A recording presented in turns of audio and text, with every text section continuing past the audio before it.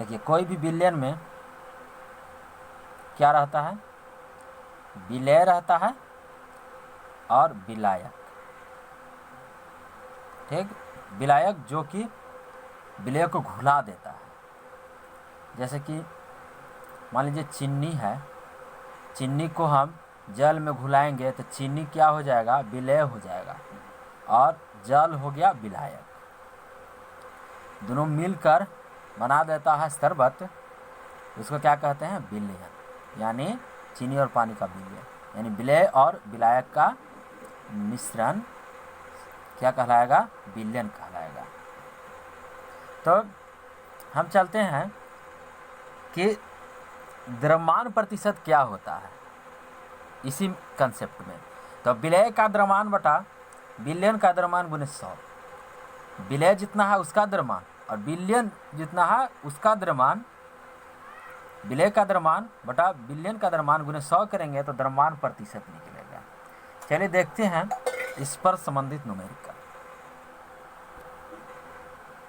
देखिए क्वेश्चन है, किसी पदार्थ A के 2 ग्राम को 18 ग्राम जल में मिलाकर 1 विलयन प्राप्त किया जाता है। विलेय A का द्रव्यमान प्रतिशत ज्ञात कीजिए। तो देखिए पहले हम लिखेंगे इसमें कि विलेय की मात्रा कितनी है, विलेय का द्रव्यमान कितना है। यहाँ पर दिया हुआ है कि 2 ग्राम है। किसी पदार्थ A के 2 ग्राम को 18 ग्राम जल में मिलाकर एक विलयन तैयार किया जाता है। यानी ये 2 ग्राम क्या है, ये है विलेय। विलेय क्या है, तो पदार्थ A जो है वो विलेय है, उसका द्रव्यमान 2 ग्राम है। और विलायक, विलायक जो है उसका ग्राम कितना है, तो 18 ग्राम है विलायक। विलायक का द्रव्यमान है 18 ग्राम और विलायक क्या है, तो जल है। अब कह रहा है कि विलेय 1 का द्रव्यमान प्रतिशत ज्ञात कीजिए। ठीक, तो विलेय 1 का द्रव्यमान प्रतिशत बराबर क्या होता है, तो विलेय 1 का द्रव्यमान बटा विलयन का द्रव्यमान गुने 100। तो देखिए विलेय 2 ग्राम, विलायक 18 ग्राम, तो विलयन कितना हो जाएगा, दोनों जोड़ेंगे तो 2 और 18 20 ग्राम हो जाएगा विलयन। तो हम लिखेंगे यहाँ 2 बटा 20 गुने 100, 20 25 100, 5 गुना 10% आंसर। तो इसी तरह से द्रव्यमान प्रतिशत निकालने के लिए आपको आए तो आप आसानी से बना सकते हैं।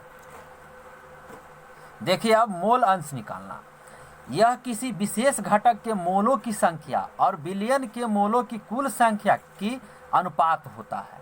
क्या होता है, यह किसी विशेष घटक के मोलों की संख्या और विलयन के मोलों की कुल संख्या का अनुपात होता है। जैसे देखिए पदार्थ A किसी पदार्थ B में घुलता है और उनके मोलों की संख्या क्रमशः Na है, ठीक, और Nb हो, तो उनके मोल अंश इस प्रकार व्यक्त किए जाएंगे। इस प्रकार तो A का मोल अंश क्या होता है, A के मोलों की संख्या बटा विलयन के मोलों की संख्या।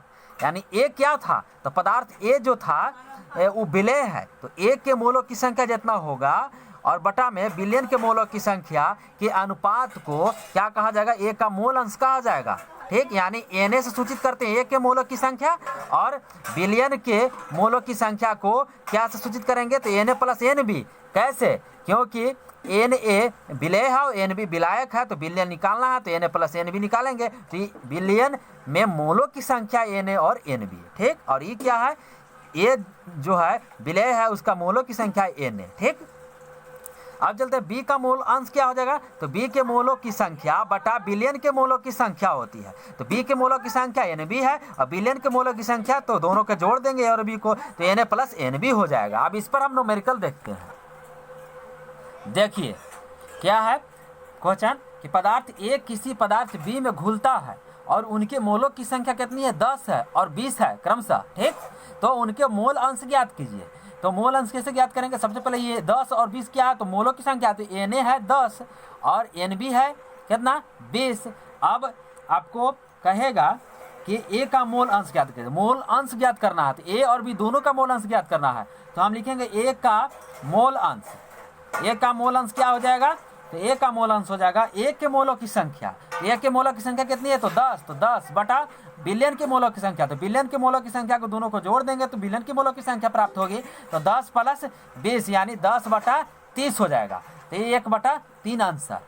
ठीक, अब कहेगा कि बी का मोल अंश क्या हो जाएगा, तो बी का मोल अंश हो जाएगा मेरे दोस्तों 20/10 + 20 हो जाएगा, क्योंकि 20 जो होता है 20 बटा कितना हो जाएगा 30, तो ये हो जाएगा 2/3। तो इस तरह से आप मोल अंश ज्ञात कर सकते हैं आसानी से। ठीक, अब चलते हैं, अब वीडियो लंबा हो जाएगा इसलिए नेक्स्ट वीडियो में मिलते हैं।